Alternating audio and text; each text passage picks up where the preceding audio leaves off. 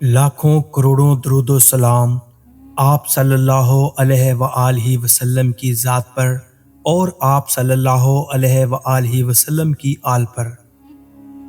اللہ تعالیٰ اور اس کے فرشتے آپ صلی اللہ علیہ وآلہ وسلم پر درود و سلام بھیجتے ہیں۔ اے ایمان والو، تم بھی آپ صلی اللہ علیہ وآلہ وسلم پر درود و سلام بھیجا کرو۔ معزز ناظرین کرام، السلام علیکم۔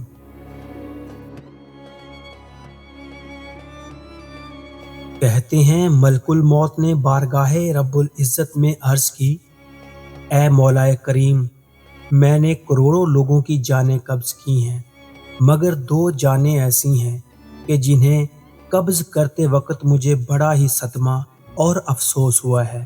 میں نے تیرے حکم کی تکمیل ضرور کی، مگر نہایت ہی دکھ کے ساتھ، اور وہ دو ایک ماں اور ایک بیٹا تھا۔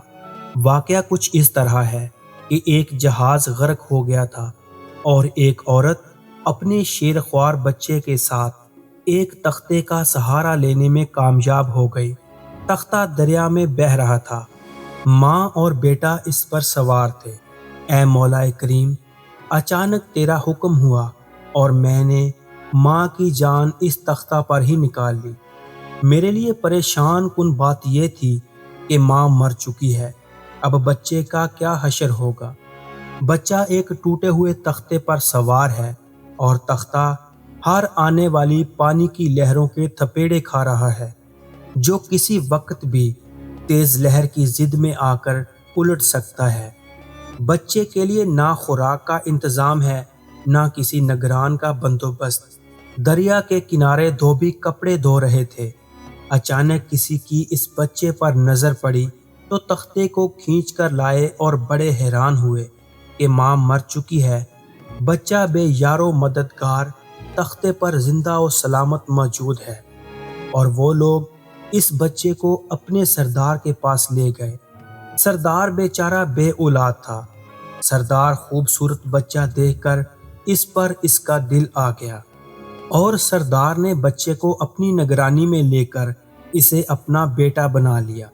یہ بچہ 8-9 سال کی عمر کا تھا کہ اپنے ساتھی بچوں کے ساتھ کھیل رہا تھا۔ اتنے میں بادشاہ وقت کی سواری کی آمد کا شور اٹھا۔ سب لوگ ادھر ادھر بھاگ گئے، مگر یہ بچہ سڑک پر اکیلا کھڑا رہا۔ بادشاہ کی سواری گزر گئی، اس کے پیچھے اس کا عملہ پیدل آ رہا تھا۔ ان میں سے ایک سپاہی کو راستے میں سے سرما کی ایک پڑیا مل گئی۔ اتفاق سے اس سپاہی کی نظر بہت کمزور تھی اور سرما کی اسے بہت ضرورت بھی تھی، لہٰذا اس نے وہ سرما بحفاظت اپنے پاس رکھ لیا۔ آنکھوں میں لگانے سے پہلے اسے خیال آیا کہ یہ سرما کوئی تکلیف نہ پہنچائے۔ لگانے سے پہلے کسی دوسرے شخص پر آزما لینا چاہیے۔ قریب ہی وہ بچہ کھڑا تھا، اس نے اس بچے پر آزمانا چاہا۔ بچے نے سرما اپنی آنکھوں میں لگا لیا، مگر جوں ہی سرما اس نے لگایا، اسے زمین کی تہہ میں موجود چیزیں بھی نظر آنے لگی۔ اس نے دیکھا کہ زمین کے اندر بہت سے خزانے پوشیدہ ہیں۔ بچہ ہوشیار تھا، اس نے چیخنا چلانا شروع کر دیا کہ سرما لگانے کی وجہ سے میری آنکھوں میں سخت تکلیف پیدا ہو گئی ہے۔ وہ سرمے کی پڑیا گرا کر چلے گئے۔ بچہ سرما کی پڑیا اٹھا کر گھر پہنچا اور خوشی خوشی باپ کو سارا واقعہ سنایا۔ سردار بڑا خوش ہوا۔ باپ نے کہا، ہمارے پاس آدمی بھی ہیں اور گدھے بھی ہیں، تم سرما لگاؤ، ہم تمہارے ساتھ چلتے ہیں۔ جہاں کہیں خزانے پاؤ ہمیں بتاؤ، ہم نکال لیں گے۔ چنانچہ ایسا ہی ہوا۔ بچے کے بتانے پر وہ لوگ خزانہ نکالنے لگے اور تھوڑے ہی عرصے میں امیر بن گئے۔ بچہ جوان ہوا تو اس نے زمین سے پرزے نکالنے شروع کیے۔ ان کے پاس دولت کی فراوانی ہو گئی۔ زمین کے تمام خزانے اس کی نظروں میں تھے۔ اس نے آہستہ آہستہ بہت سے آدمی اپنے ساتھ ملا لیے۔ اس کے بعد تمام سرداروں کو ادھر ادھر کر دیا اور خود سردار بن گیا۔ آخر نوبت یہاں تک پہنچی کہ اس نے بادشاہ کے ساتھ بھی ٹکر لے لی اور اسے مغلوب کر کے خود بادشاہ بن گیا۔ اس بچے کا نام شداد تھا، اور یہ وہی بچہ تھا جس کی ماں تختے پر ہی مر گئی تھی، اور یہ اکیلا دریا کی لہروں کے ساتھ بہہ رہا تھا۔ کہتے ہیں کہ جب یہ برسرِ اقتدار آیا تو اس نے حکم دیا کہ ایک ایسا کمال درجے کا شہر آباد کیا جائے جس کی ایک اینٹ سونے کی ہو اور دوسری چاندی کی۔